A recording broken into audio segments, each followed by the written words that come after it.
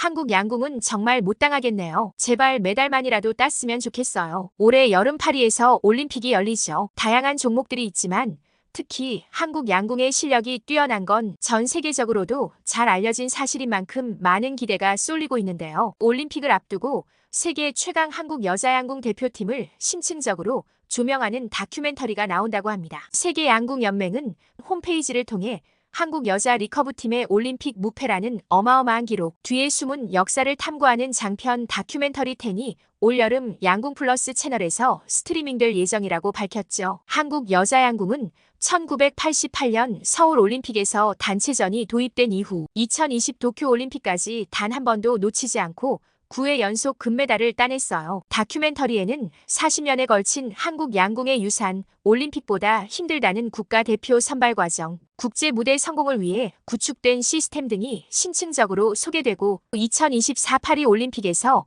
10회 연속 금메달에 도전하는 한국 대표팀 선수들의 이야기도 담는다고 말했어요. 오늘 사연은 양궁 다큐멘터리를 촬영한 미국인 PD 제이드 씨의 사연입니다. 제이드 씨는 다큐멘터리 촬영차 한국에 방문해 한국 양궁이 어떤 이유로 이렇게까지 발전했는지 알게 되었다고 하는데요. 저희 채널은 제보해주신 사연을 바탕으로 사연자를 대신하여 소개해드립니다. 일부 내용과 이름은 사연자의 개인정보 보호를 위해 각색한 점 양해 부탁드립니다. 구독과 좋아요는 영상 제작에 큰 힘이 됩니다. 그럼 오늘의 사연을 소개해드리겠습니다. 안녕하세요.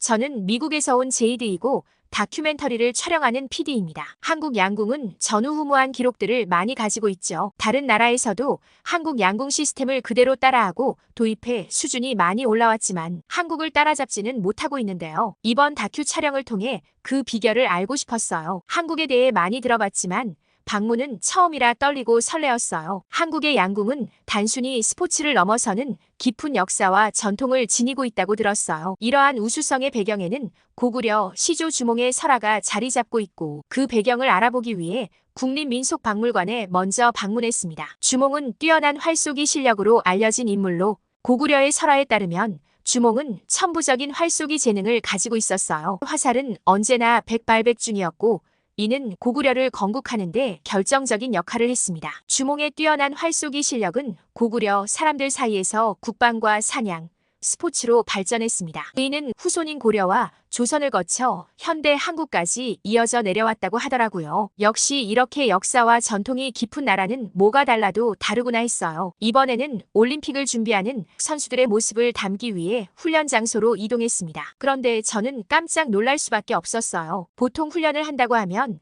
당연히 양궁 경기장에서 훈련을 한다고 생각했어요. 그런데 집중력 향상을 위한 소음 대비 훈련을 한다고 야구장에서 훈련을 하는 것 아니겠어요? 아무리 시끄럽고 옆에서 방해해도 끄떡없이 10점을 쏘더라고요. 또 어떤 날은 긴장감 극복 훈련으로 K1 전차를 탑승하여 훈련을 하는 게 아니겠어요? 극도의 긴장감을 이겨내기 위한 새로운 훈련법이라고 했어요. 군복을 입고 집중력을 높이기 위한 초소 근무도 하더라고요. 전방 철책 근무를 하며 정신을 다스리기 위한 훈련이라고 했어요. 또한 수많은 관중이 몰려있는 미사리 경정장에서 관역을 맞추는 훈련, 담력을 키우기 위해 다이빙장에서 뛰어내리는 하이다이빙 훈련 등 양궁 훈련장보다 훈련장이 아닌 곳에서 연습하는 모습을 더 많이 본 것 같아요. 또 저번 올림픽이었던 도쿄올림픽을 대비하여 했던 훈련 얘기를 들을 수 있었는데요. 경기 장소인 양궁장이 도쿄만에 인접하여 강풍으로 인해 승부의 변수가 일어날 수 있다고 생각해 섬을 빌려 훈련했다고 들었습니다. 경기장을 그대로 옮겨놓은 세트장에서 날씨까지 맞춰보기 위하여 기상청에 연락해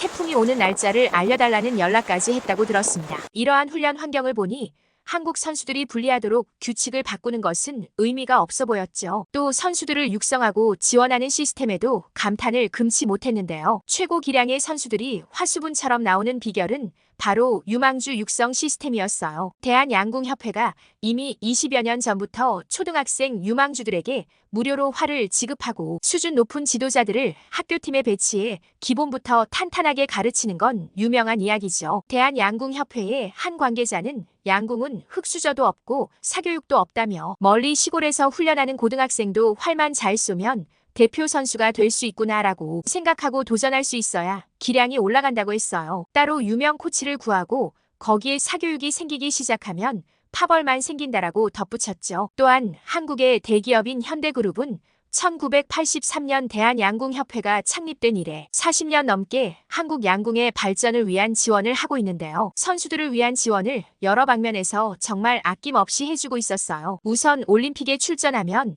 다른 나라 선수들은 대회 측이 운영하는 셔틀버스를 기다리느라 버스 시간에 맞춰 훈련을 허겁지겁 끝내고 정류장에 가고 한참 줄을 서서 버스를 탔지만 한국 선수들은 전용 리무진이나 버스를 타고 이동한다고 했어요. 또한 먹는 것도 달랐어요. 다른 선수들이 훈련장에서 샌드위치 등을 알아서 먹는 동안 한국 선수들은 협회가 현지 한국 식당에서 맞춰온 한식 도시락을 먹었죠. 국제양궁연맹 관계자들은 대회 운영 등을 상의하러 양궁협회 관계자를 자주 찾았고 오히려 양궁협회 관계자들이 국제연맹 직원들에게 운영을 지적하고 요청사항을 당당하게 말했죠. 이런 분위기 속에서 한국 선수들을 바라보는 외국 선수들의 눈빛부터가 다르다고 했어요. 취재하면서 느낀 건 바로 선수들 한 명 한 명에게 자연스럽게 묻어나는 자부심이었어요. 한국 선수들은 올림픽 같은 세계적인 대회에서 메달을 따는 것보다 국가대표가 되는 게 더 어렵다고 하는 우스갯소리가 있죠. 양궁 국가대표가 된 선수들은 치열한 국가대표 선발전을 이겨냈다는 자부심, 최고의 지원을 받고 있다는 자부심이 넘쳤어요. 한국 양궁을 강하게 만드는 중요한 동력 중 하나가 바로 이러한 자부심이 아닐까 했어요. 제가 취재를 마무리하면서 느낀 점이 있어요. 한국이 양궁을 잘하는 이유를 한 개로 콕 찍어서 설명하기 어렵겠지만 굳이 한 단어로 설명하자면 시스템이었어요. 그 시스템 안에 기본 원칙과 합리성, 투명함이 있었어요. 우린 그저 기본을 지킨 것뿐입니다. 라는 양궁인들의 말. 그런데 그 기본을 탄탄하게 지키는 건 쉽지 않죠. 그리고 그 기본을 제대로 다졌을 때 얼마나 놀라운 기적이 일어나는지 볼 수 있었어요. 미국으로 다시 돌아가지만 한국인들의 끈기와 집념을 잊지 않고 기억할게요. 감사합니다. 제이드 씨의 사연 잘 들으셨나요? 이번에는 커뮤니티 반응을 보겠습니다. 로빈후드가 한국인이면 한국 국가대표도 못할 거야. 조상에게 유전자를 물려받았다면 한국인들이 활쏘기를 잘하는 건 당연해. 한국은 작은 나라라고 알고 있는데 손흥민 BTS처럼 뛰어난 사람들이 많은 나라인가 봐. 이번 사연과 커뮤니티 반응들을 보니 한국인으로서 자부심이 생기네요. 사연 맛집에서는 여러분의 사연을 기다리고 있습니다. 자신의 사연을 소개해주고 싶으신 분은 공식 메일로 언제든지 제보해주세요. 구독과 좋아요는 영상 제작에 큰 힘이 됩니다. 감사합니다.